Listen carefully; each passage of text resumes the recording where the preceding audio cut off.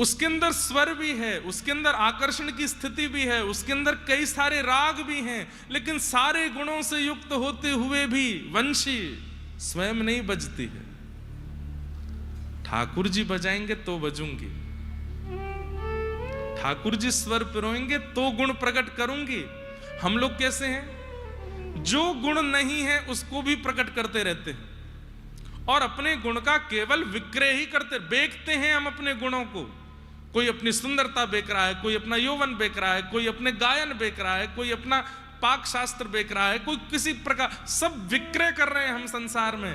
पर वेणु विक्रय नहीं करती, वेणु तो अधीन हो जाती है ठाकुर जी के। आप बजाओ तो बजूंगी, योग्य हूं, गुणवान हूं, लेकिन स्वयं नहीं बजूंगी।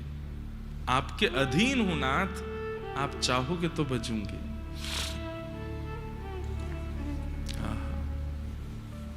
पूर्ण अधीन।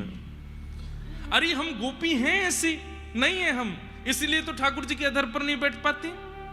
ये वेणु है, पूर्ण अधीन रहती है ठाकुर जी के। अच्छा, कितना सुंदर गुण है वेणु का। क्या, कितने गुण हो गए? 3 गुण। चौथा गुण क्या है वेणु का? बोले शरणागति करवाती है।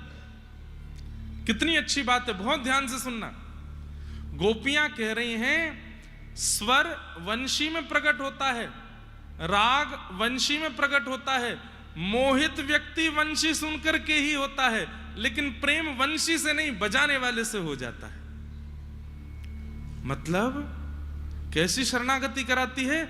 सबको खींचती है, सबको बुलाती है, सबको सुख देती है, लेकिन सबको सुख, आनंद, समृद्धि सब कुछ देने के बाद स्वयं गुप्त हो जाती है, बजाने वाले से मिला देती है। बोले इनके पास आओ, ये श्रेष्ठ है।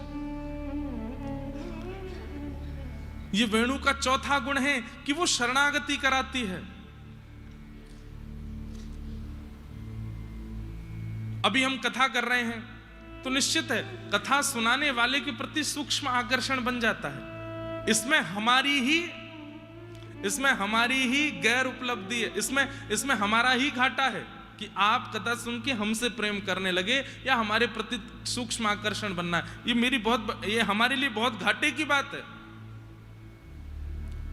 लेकिन वेणु ऐसी नहीं, इसीलिए ठाकुर जी के अधर के अधिकारी नहीं बन पा रहे। वेणु क्या करती है? सबको बुलाती है, सबको सुख देती है, सबको रस देती है, सबको आनंदित करती है, लेकिन अपनी ओर आकृष्ट नहीं करती, बजाने वाले श्याम सुंदर के चरणों में पहुंचाती है। इसलिए ठाकुर जी उसको अधर पर धारण करते। कितने लक्षण हो गए? 4। गिनते जाना। पहला, दोष युक्त होते हुए भी अपना दोष प्रकट कर देती है। दूसरा, सहनशील है, बहुत सहती है और चुप रहती है।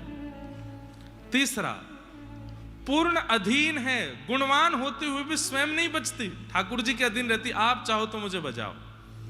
और चौथा, शरणागति करवाती है। और 5वां लक्षण क्या है?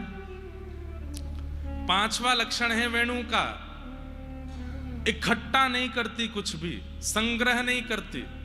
वंशी लो, पानी डालो वो भी निकल जाएगा, धूल डालो वो भी निकल जाएगी, कुछ और डालो वो भी निकल जाएगा, कुछ भी रखती नहीं है, सब दे देती है, सब बांट देती है। रस डालो वो भी निकल जाएगा, स्वर डालो वो भी निकल जाएगा, कुछ भी उसके अंदर डालो, अपने पास कुछ नहीं रखती, खाली रहती है, सबको बांट देती है।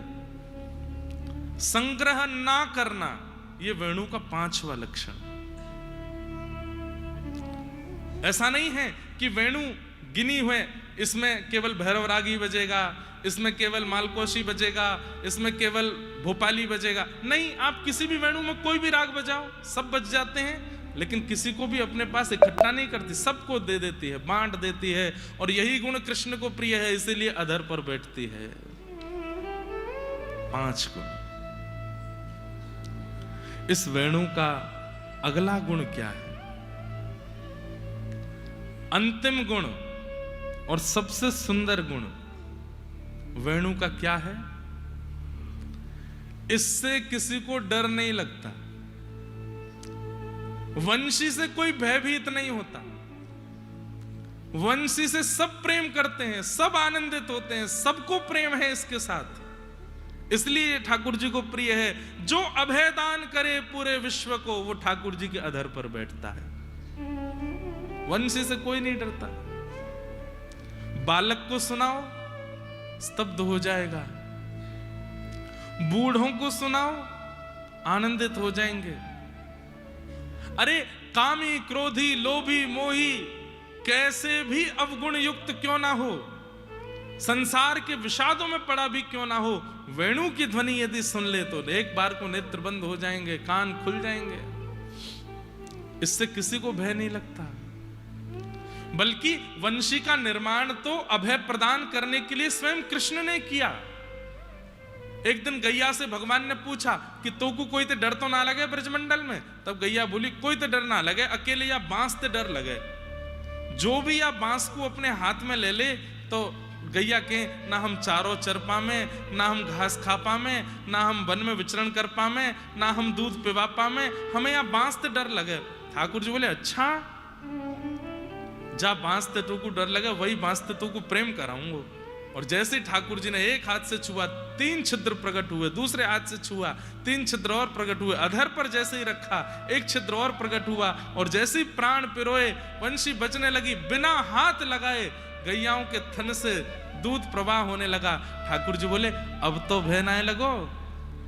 गैया बोली नहीं, अब नहीं है। किसी को भय नहीं लगता वंशी से, सबको अभय प्रदान करती है, इसलिए ठाकुर जी के अधर पर बैठती।